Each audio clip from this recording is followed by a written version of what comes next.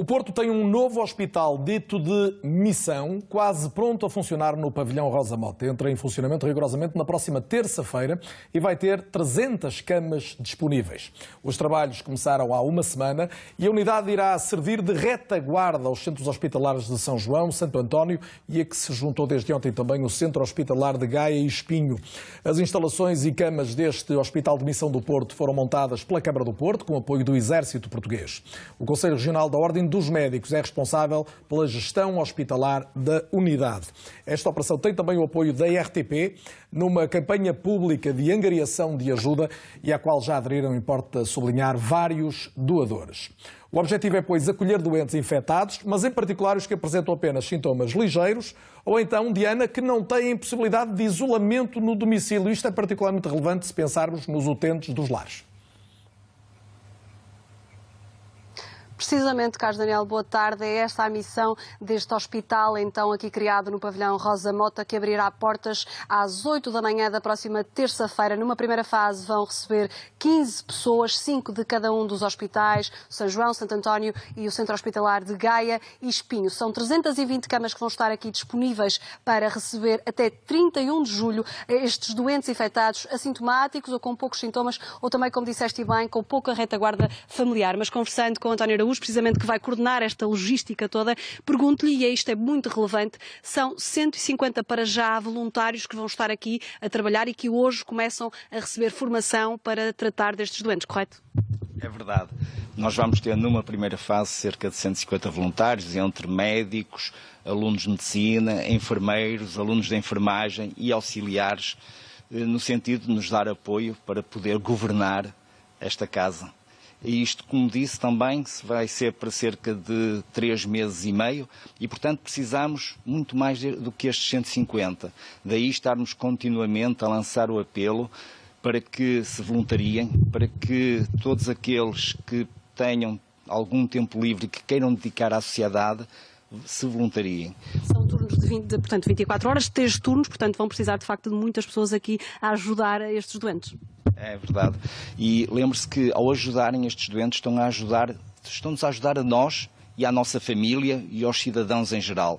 Isto é uma causa meritória, é uma causa que vale a pena ser apoiada, é algo que nós fazemos pela sociedade, completamente desinteressados, porque os nossos voluntários não vão oferir nenhuma remuneração, a não ser terem formação adequada, terem equipamentos de proteção individual adequados, terem refeições e terem um seguro de acidentes pessoais para os proteger. Muito bem, muito obrigada. Fica então aqui o registro deste Hospital de Missão do Porto, que abre portas então na terça-feira às 8 da manhã, 320 camas disponíveis para que doentes dos 3 hospitais, São João, Santo António e o Centro Hospitalar de Gaia e Espinho, possam aqui ter cuidados por 150 numa primeira fase, voluntários que vão ter formação a partir de hoje. Há camas também que têm, obviamente, oxigênio. As camas, como viram nas imagens de Luís Flores, são cedidas pelo Exército Português e também ajudou a montar precisamente este Hospital de Missão, que tem também o apoio da RTP, para onde pode ligar e também dar o seu donativo.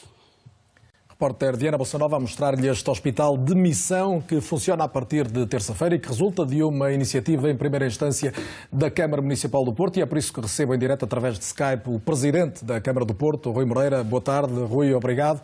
Ficamos a perceber a missão deste hospital, num projeto que a RTP apoia, como já foi dito. Como é que podemos classificar hoje, acrescentando mais esta valência, a capacidade de resposta hospitalar do Porto e, eventualmente, do Grande Porto, tendo em conta a evolução da doença?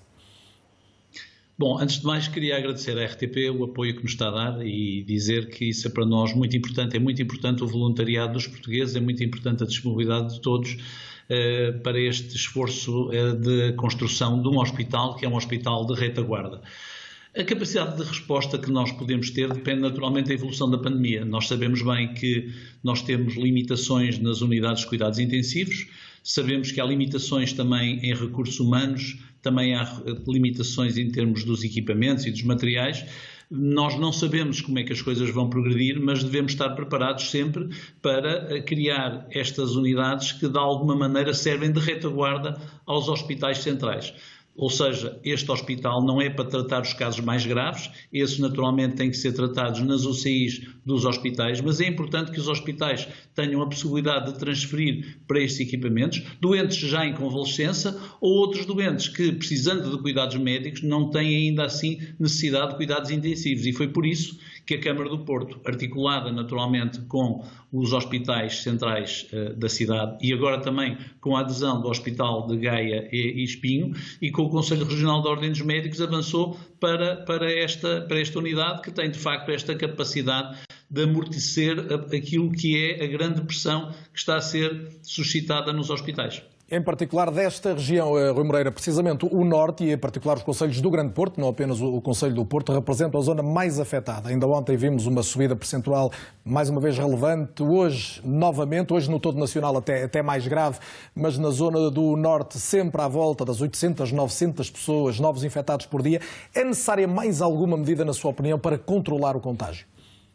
Eu julgo que as medidas que foram tomadas, o estado de emergência que foi decretado, resolve grande parte das questões. Queria salientar aqui o papel fundamental do Sr. Ministro Eduardo Cabrita, que tem sido, de facto, um grande lutador nesta causa para controlar os movimentos das pessoas.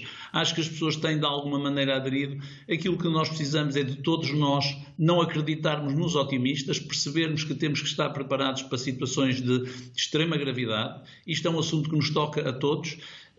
Acho que, acima de tudo, o que nós precisamos é de continuar a contar com o apoio do Governo relativamente a equipamentos, a material e tudo mais. Tem havido, de alguma maneira, alguma disfunção na forma como isso nos é comunicado. Nós temos procurado resolver isso. A Câmara do Porto encomendou, como sabem, ventiladores em tempo, através dos bons contactos que tem na China. Alguns desses ventiladores já foram entregues, estão instalados.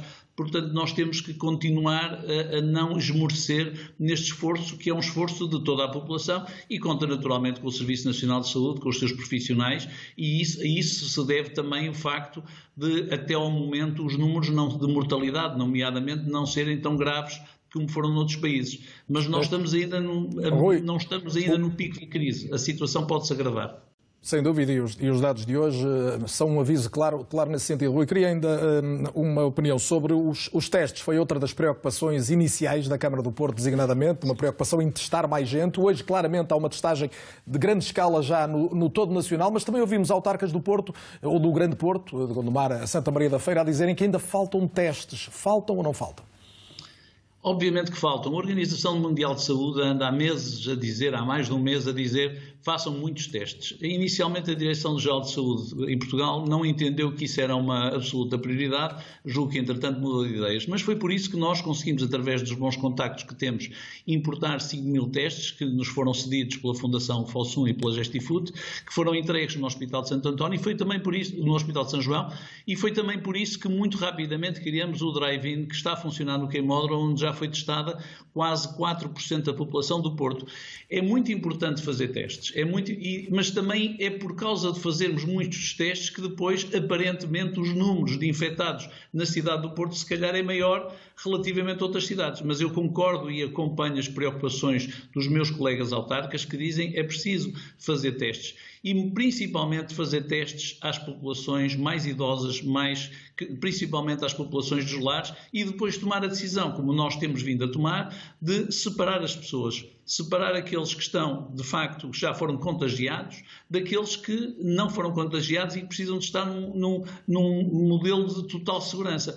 Esta separação é uma separação fundamental e percebo por isso a preocupação dos meus colegas autarcas, muitos deles abraços com problemas graves, como ainda hoje ouvimos, e a RTP também tem transmitido este drama que existe nos lares, porque essa população é a população mais frágil, é a população mais exposta e nós não podemos perder esta geração, nós temos que fazer tudo o que está ao nosso alcance para proteger os mais velhos. Portugal tem que ser um país que não pode ser um país sem velhos, tem que ser um país em que todos têm que ter acesso ao apoio que esta situação particular exige.